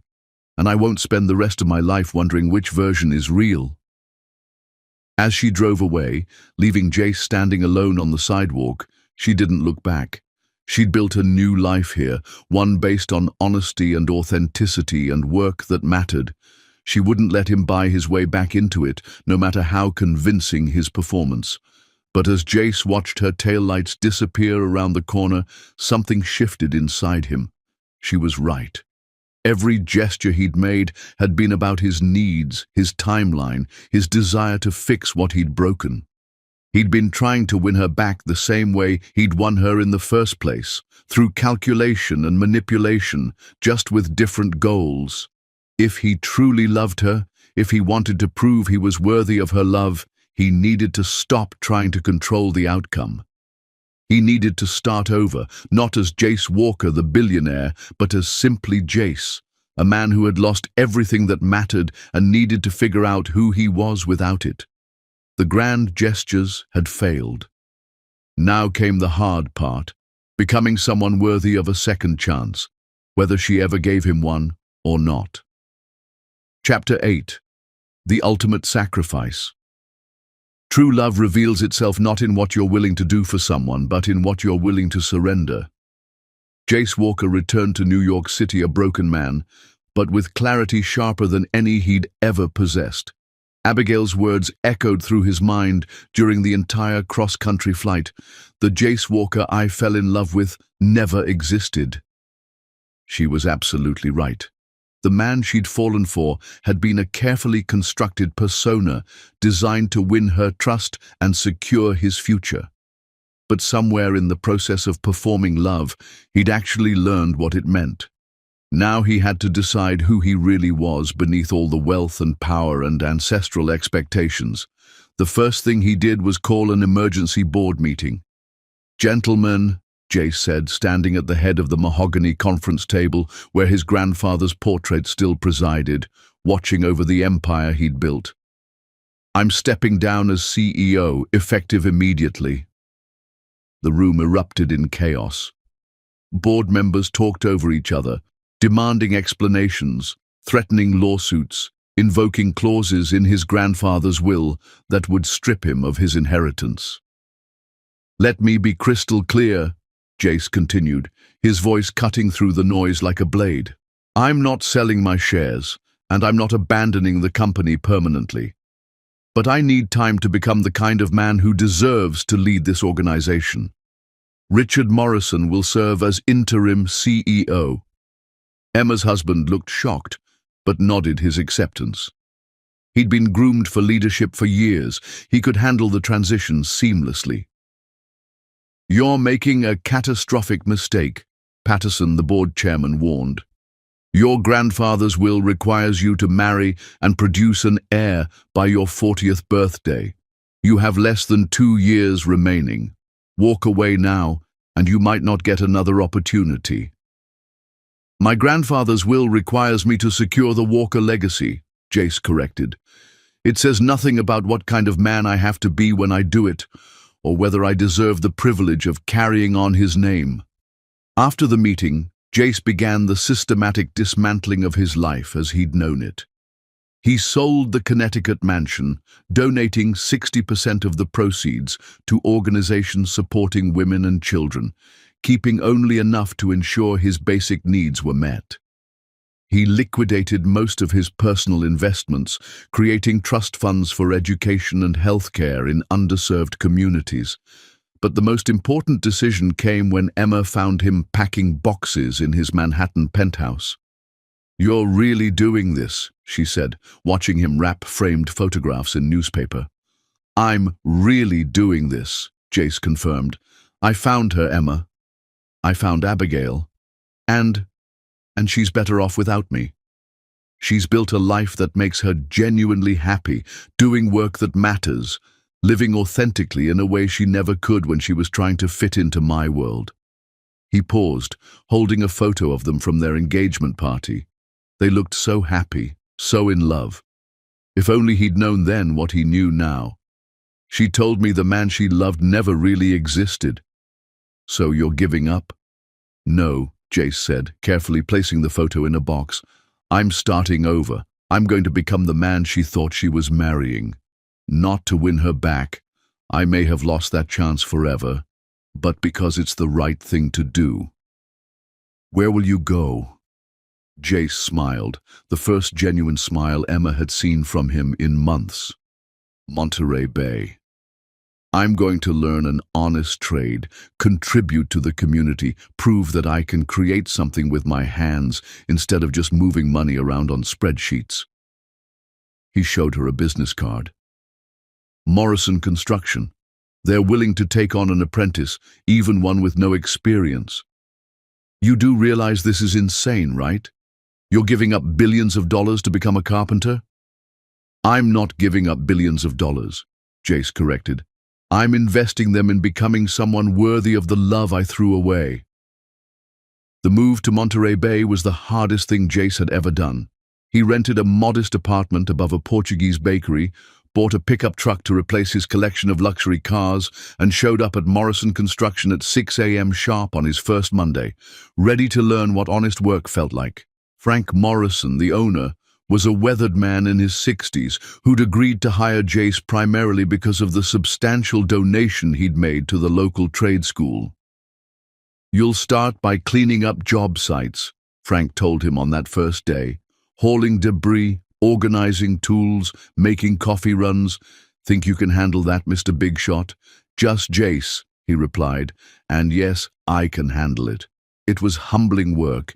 His hands, soft from years of signing papers and shaking hands in boardrooms, were soon calloused and cut from handling lumber and tools. His back ached from physical labor in ways it never had from long days at a desk, but there was something deeply satisfying about seeing a pile of raw materials transform into something real and useful under his hands. The other workers were suspicious at first. Word had gotten around about who he really was, and they expected him to quit within a week when the novelty wore off. But Jace showed up every day, did whatever work was assigned to him without complaint, and slowly began to earn their grudging respect. "Why are you really here?" asked Miguel, a master carpenter who'd become something of a mentor to Jace. They were working on framing a house for a young family, and Jace was learning to measure and cut lumber with precision. "I hurt someone I love," Jace said simply. "I want to become the kind of man who wouldn't make that mistake." Miguel nodded as if that explanation made perfect sense. Love makes fools of us all. The lucky ones get a chance to learn from it. As weeks turned to months, Jace settled into a routine that was completely foreign to his old life. He woke at dawn, worked with his hands all day, came home exhausted but satisfied. He cooked simple meals, read books he'd never had time for, and volunteered at the community center where he taught basic business skills to local entrepreneurs. He also discovered that Abigail volunteered at the same center, teaching design workshops for kids. They maintained a careful distance, nodding politely when they passed in the hallways but never speaking. She seemed surprised by his presence but not threatened, as if she understood that this version of Jace was different from the man who'd tried to buy his way back into her life. The real test came when Hurricane Clara hit the coast 6 months after Jace arrived. The storm knocked out power for days and damaged dozens of homes, including several belonging to elderly residents who couldn't afford repairs. Without being asked, Jace organized a volunteer crew from Morrison Construction to work for free, rebuilding homes and businesses that had been damaged. He used his own money to buy materials, worked 16-hour days alongside his crew, and coordinated with local agencies to ensure no one was left without shelter. "You didn't have to do this," Frank told him, as they took a break from rebuilding Mrs. Chen's back porch. "These people aren't your responsibility." "Yes, they are," Jace replied, wiping sweat from his forehead. "When you choose to be part of a community, everyone becomes your responsibility." It was during the hurricane recovery that Jace first spoke to Abigail in almost a year. He was carrying supplies into the community center when he found her in the kitchen, making sandwiches for the volunteer workers. She looked up when he entered, and for a moment, their eyes met across the room. "Thank you," she said quietly, "for what you're doing. The whole town is talking about how you've helped." "It's what anyone would do," Jace replied, setting down the boxes of supplies. "No," Abigail said, shaking her head. "It's what a good man would do." "The question is, are you doing it because you're a good man, or because you want people to think you're a good man?" It was a fair question, one Jace had asked himself many times over the past months. "6 months ago, I would have done it because I wanted you to see me differently," he admitted. "Today, I'm doing it because Mrs. Chen reminds me of my grandmother, and Miguel has 3 kids who need a safe place to sleep." Abigail studied his face for a long moment, searching for deception or manipulation. Instead, she saw something she'd never seen before: genuine humility. "You look different," she said finally. Jace glanced down at his work clothes, his calloused hands, his sun-weathered skin. "I feel different. I feel real." "Good," Abigail said, returning to her sandwich making. "The world has enough fake people." It wasn't forgiveness, but it wasn't rejection either. It was acknowledgement that the man standing before her was not the same one who had tried to use her as a means to an end. As Jace walked back to his job site, carrying that small moment of not quite forgiveness like a treasure, he realized that winning Abigail back was no longer his primary goal. His primary goal was becoming worthy of any woman's love, hers or someone else's. The ultimate sacrifice wasn't his money or his mansion or even his company. The ultimate sacrifice was his old self, the calculating businessman who saw people as assets to be acquired and managed. That man was gone forever. The question now was whether the man he was becoming would be enough to earn a second chance at love. Chapter 9. Walls Coming Down. Forgiveness is not a destination. It is a bridge constructed one honest conversation at a time. The first time Abigail Peter spoke to Jace Walker, really spoke to him, not just polite exchanges in passing, was on a Tuesday morning in March, exactly 1 year after she'd fled New York with nothing but a broken heart and unshakable determination to rebuild her life. She found him sitting on the bench outside the community center at 6 a.m., looking exhausted and holding an ice pack to his left hand. "Are you hurt?" she asked, surprising herself by stopping instead of walking past. Jace looked up, clearly startled to see her. Over the past year, they'd developed an unspoken understanding, polite acknowledgement, careful distance, mutual respect for the invisible boundaries between them. "Table saw disagreed with my measuring," he said, holding up his bandaged hand. "Frank sent me home early, said I was too tired to be safe around power tools."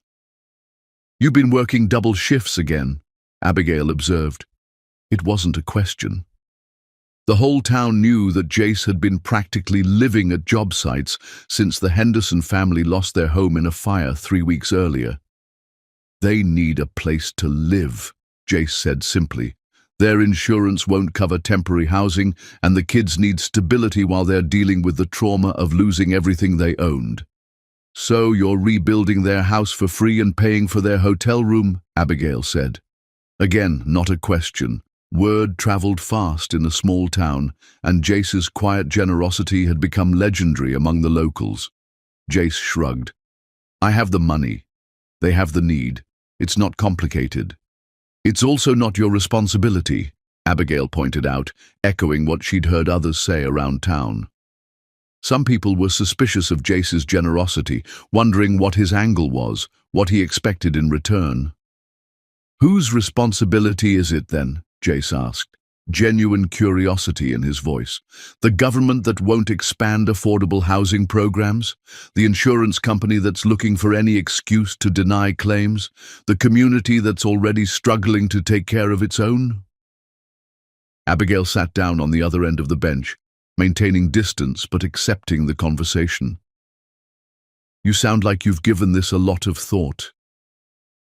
"I've had a lot of time to think over the past year," Jace said, "about responsibility, about community, about what it means to actually contribute to the world instead of just extracting profit from it." They sat in comfortable silence for a moment, watching the town wake up around them. Abigail found herself studying Jace's profile, noting the changes a year of physical labor had made.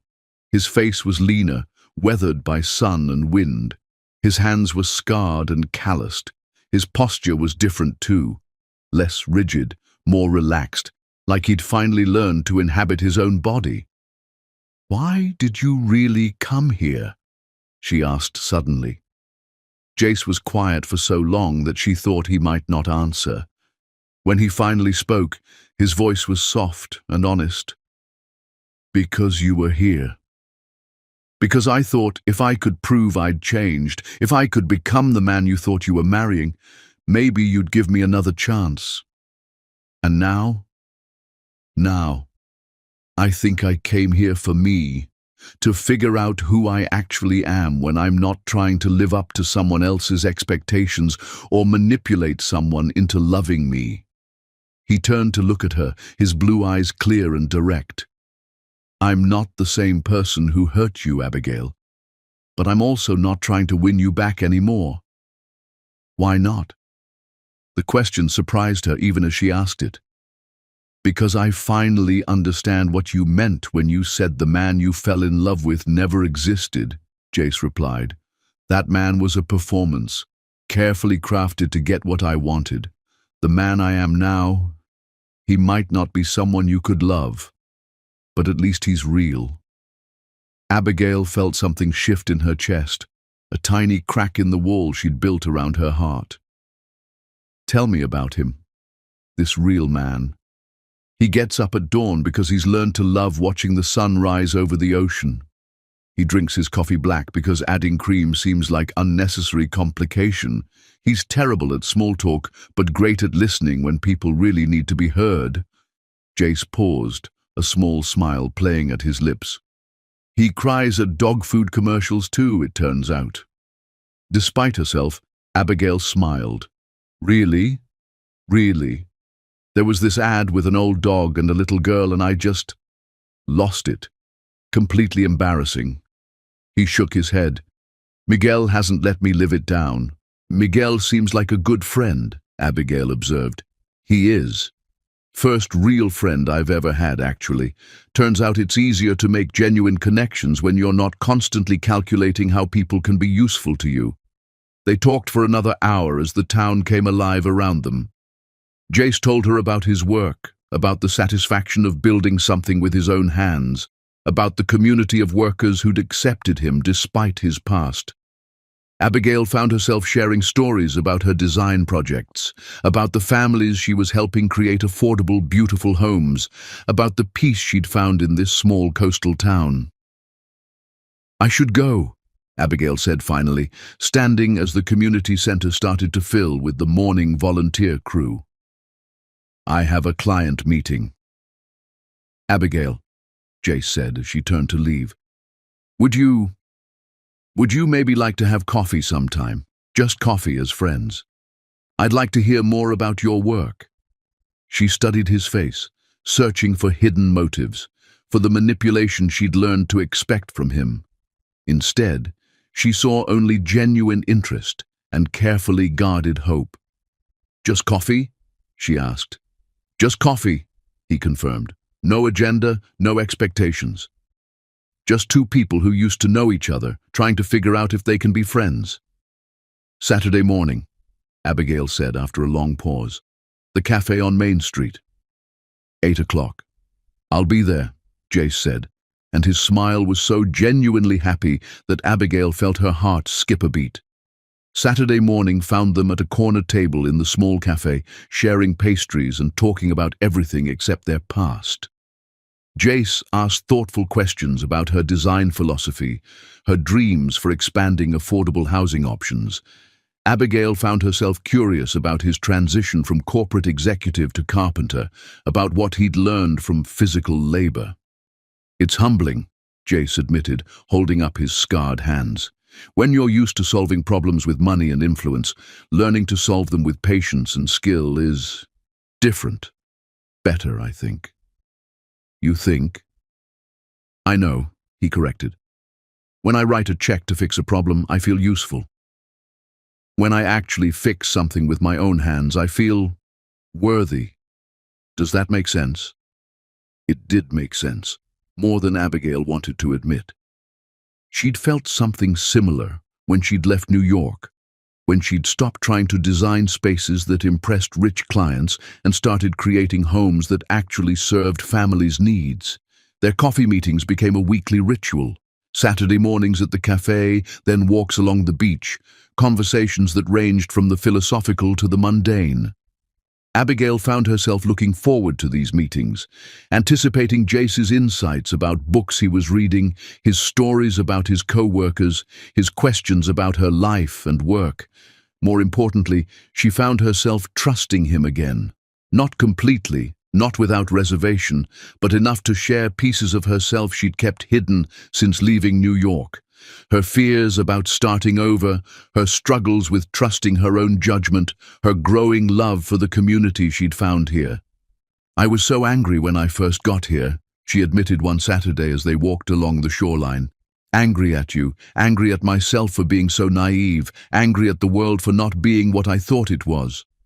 And now? Jace asked, walking carefully beside her, respecting the space between them. Now I'm grateful, Abigail said, surprising herself with the truth of it. If our relationship hadn't ended the way it did, I never would have found this place, this life, this version of myself. I like who I am here. "You're extraordinary here," Jace said quietly.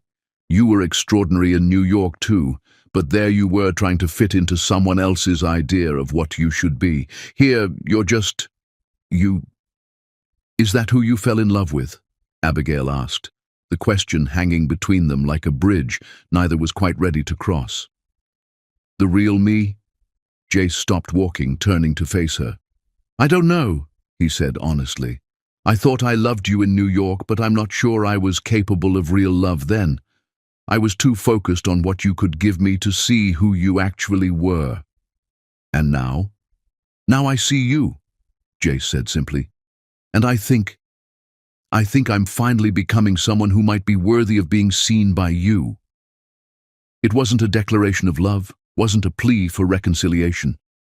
It was just truth, offered without expectation, without agenda. And somehow, that made it more powerful than any grand gesture he could have made. As they walked back toward town, their hands almost touching as they moved, Abigail felt the walls around her heart beginning to crumble.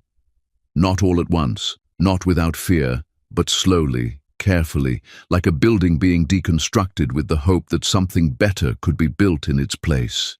The bridge between them was being constructed, one honest conversation at a time.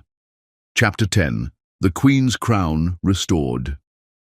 Love that survives betrayal and returns transformed is not love renewed. It is love reborn in fire and forged in truth. 2 years after Abigail Peter had fled New York City with a heart splintered beyond recognition, she stood in the workshop behind her cottage, adding final touches to a custom engagement ring unlike any she'd ever created. The band was carved from driftwood, a piece she'd discovered on the beach where she and Jace had taken their first tentative walk as friends rebuilding trust.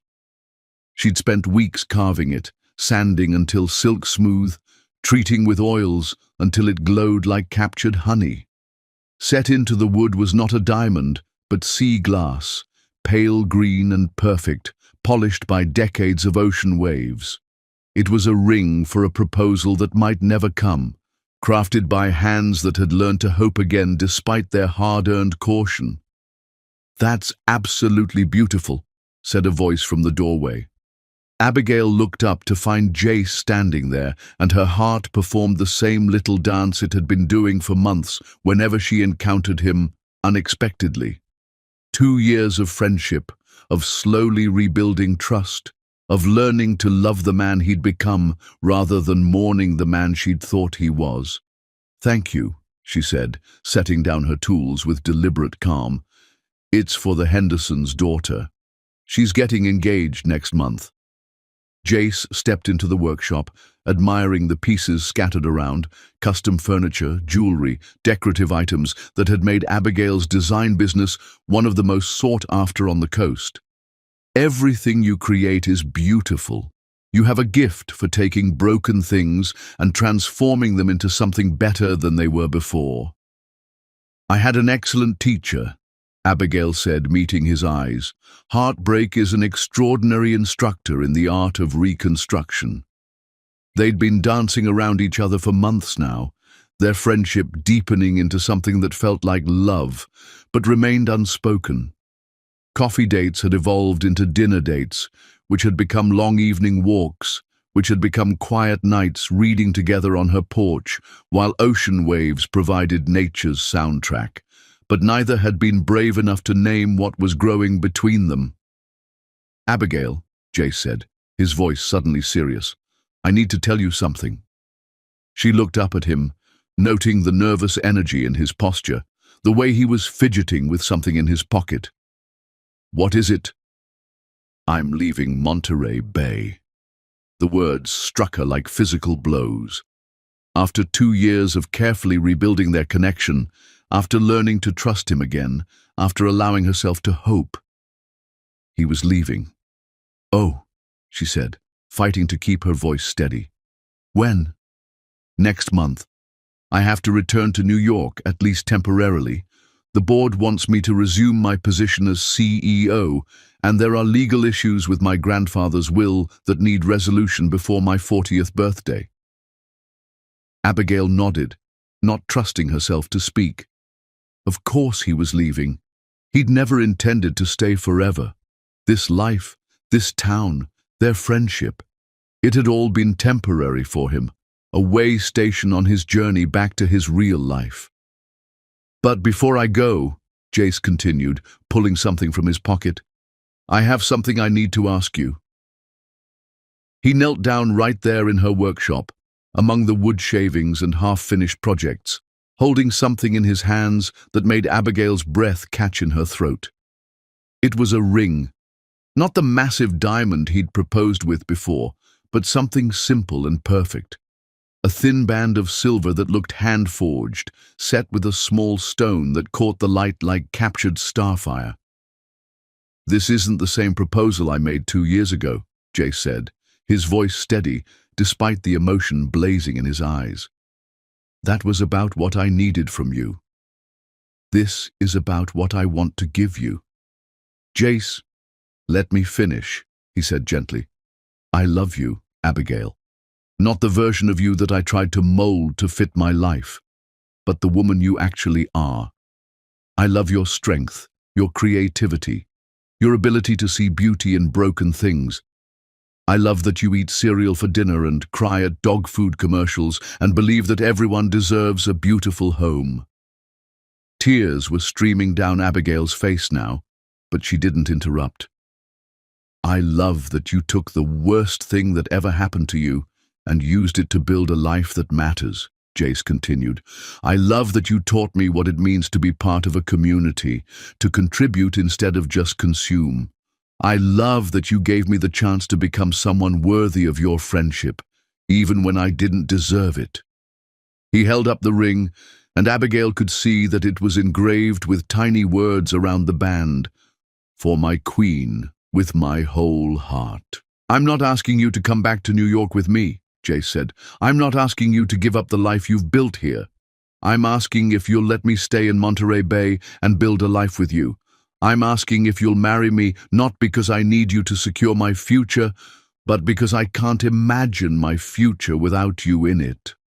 Abigail stared at him, this man who had broken her heart so completely that she'd had to rebuild herself from scratch. This man who had then spent 2 years proving that he was worthy of her trust again. This man who was offering to give up his empire to share her simple life by the sea. "What about Walker Technologies?" she asked. "What about your grandfather's will?"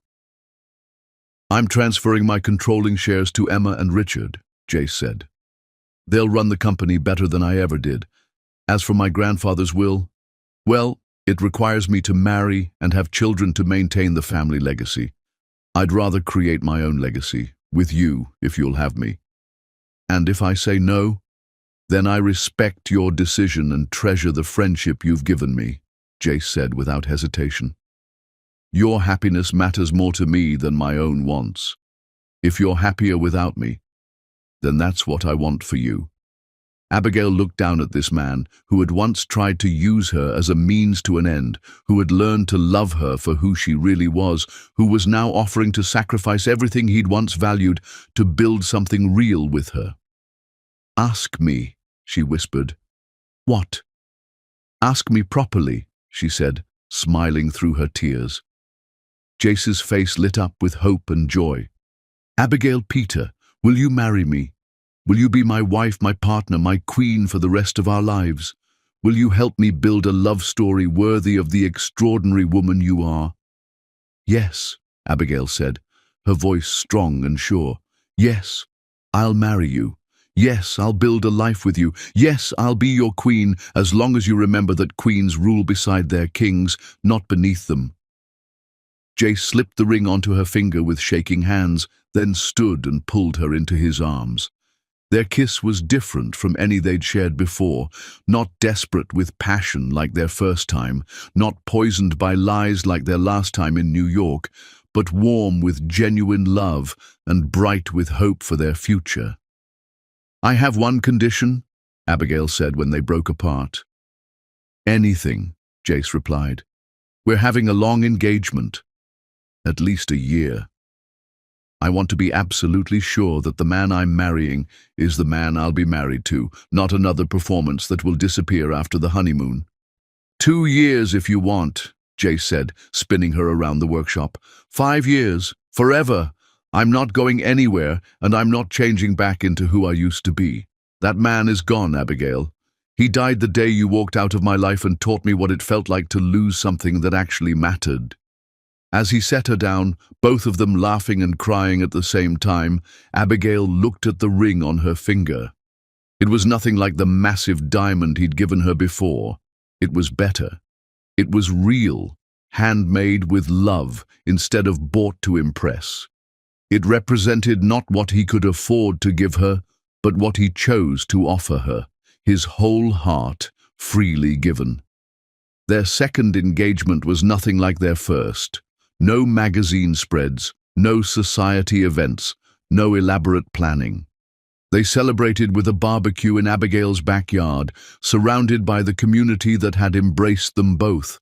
Frank Morrison toasted them with beer in mason jars. Miguel's wife made tres leches cake. The Henderson children played in the garden while their parents thanked Jace again for rebuilding their home.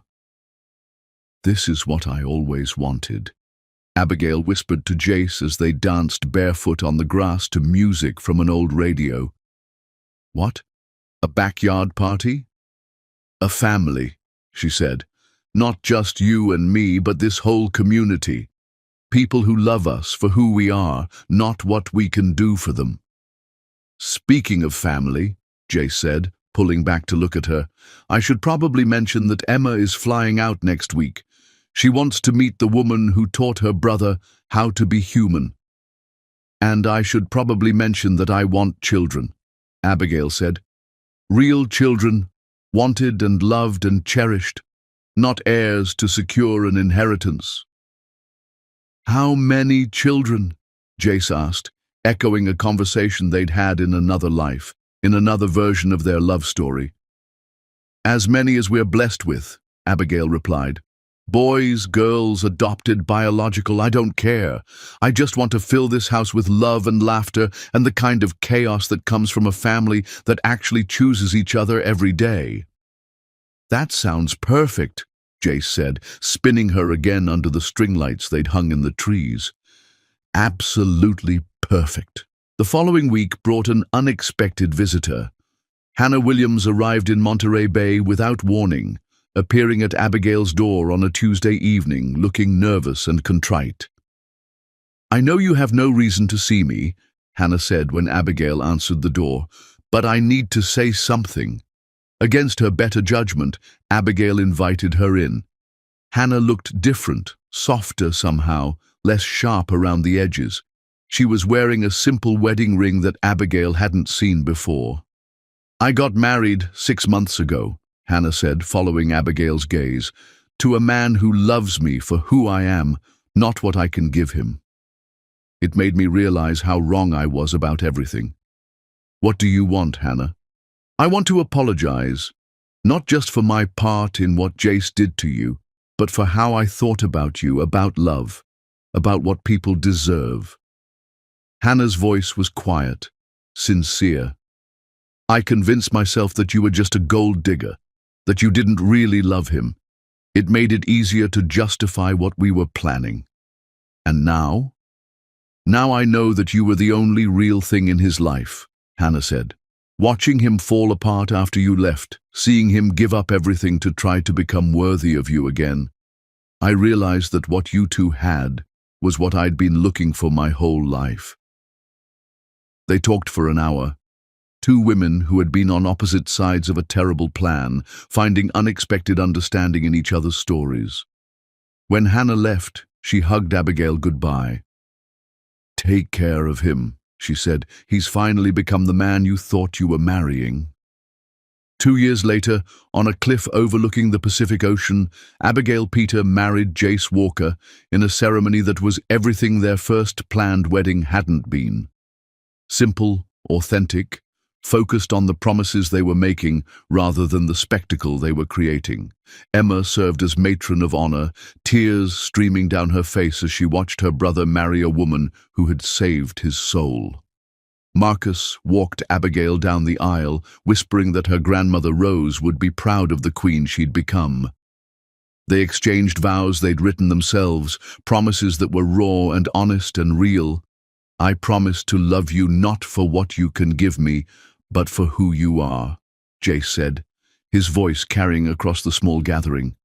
"I promise to choose you every day, not because I need you, but because I want to build a life alongside the most extraordinary woman I've ever known. I promise to be worthy of the gift of your love and to never take it for granted again." "I promise to trust you with my heart again," Abigail replied. "Not because you've earned it through grand gestures, but because you've proven yourself worthy through 1,000 small acts of love. I promise to be your queen, your partner, your equal in all things. I promise to build with you a love that's stronger for having survived its breaking." When the minister pronounced them husband and wife, when they kissed as the sun set over the ocean, they both loved.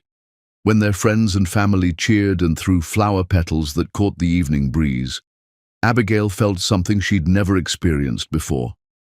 The absolute certainty that she was exactly where she belonged. At the reception that followed, held in the community center where they'd first begun to rebuild their friendship, Jace stood before their guests with a microphone in his hand. "2 years ago," he said, his voice strong and clear, "I made the worst mistake of my life. I let pride and greed and family expectations convince me to treat the woman I loved like a business transaction. When she discovered the truth, she left me, and I deserved every moment of the pain that followed." The room fell silent. Abigail looked at him with surprise. They hadn't discussed this. "Today I want to say publicly what I should have said then," Jace continued, his eyes finding Abigail's across the room. "Hannah Williams was never my choice. She was a business arrangement, a partnership I mistook for love. Abigail Peter was and is the only woman I have ever truly loved. She left me because I tried to use her, and she came back because I learned to love her the way she deserved to be loved from the beginning." He set down the microphone and walked to Abigail, taking her hands in his. "In front of everyone who matters to us, I want to say this. I love only you. I have loved only you since the moment I first saw you, even when I was too broken to love you properly. You are my queen, my heart, my everything." The room erupted in applause, but Abigail only had eyes for her husband, this man who had finally given her the public declaration she'd never known she needed. That night, in the house Jace had built for them with his own hands, as they lay entwined in the darkness, listening to the waves crash against the shore, Abigail traced patterns on his chest with her fingertips. "Do you ever think about the woman you would have become if I hadn't hurt you?" Jace asked quietly. "No," Abigail said without hesitation, "because that woman never would have been strong enough to deserve you. The real you, I mean. She would have been satisfied with the performance, would have lived her whole life loving a lie. The woman I am now, she knows the difference between love and manipulation, between grand gestures and genuine devotion." "I'm sorry it took losing you to teach me how to love you," Jace said, pressing a kiss to the top of her head. "I'm not," Abigail replied, surprising them both, "because the love we have now is real. It's been tested by betrayal and survived. It's been built on truth instead of lies. It's the kind of love that lasts forever, because it's not based on what we can get from each other, but on who we choose to be together." 5 years later, as Abigail watched Jace teach their son to build a treehouse in their backyard, while their daughter played in the garden they'd planted together, she thought about the fairy tale she'd once believed she was living. That story had been beautiful but fragile, built on illusions that crumbled at the first touch of reality. This story, messy and complicated and real, was better. It was a love story that had survived everything life could throw at it and emerged stronger. It was the kind of love that Grandmother Rose had always said was worth waiting for, love that made you feel safe and brave and worthy all at once. The Queen had reclaimed her crown, but more importantly, she'd found her king. And together, they were building an empire, not of wealth and power, but of love and family and community. It was, Abigail thought, as Jace caught her eye across the yard and smiled the smile he reserved just for her, the greatest love story ever told. Not because it was perfect from the beginning, but because it had been broken and rebuilt with truth. Not because it was easy, but because they had both chosen to become worthy of it. Not because they never faced challenges, but because they had learned to face them together. Their love story wasn't about a billionaire and his perfect fiancé. It wasn't about grand gestures and fairy tale moments. It was about two people who had lost each other and found themselves in the process. It was about a woman who had learned she was a queen and a man who had discovered what it truly meant to be worthy of royalty. As their children's laughter filled the air and the Pacific Ocean stretched endlessly before them, Abigail Peter Walker knew with absolute certainty that she was living the greatest love story ever told, not because it was written for her, but because she had helped write it herself. And it was indeed the most beautiful ending she could have ever imagined.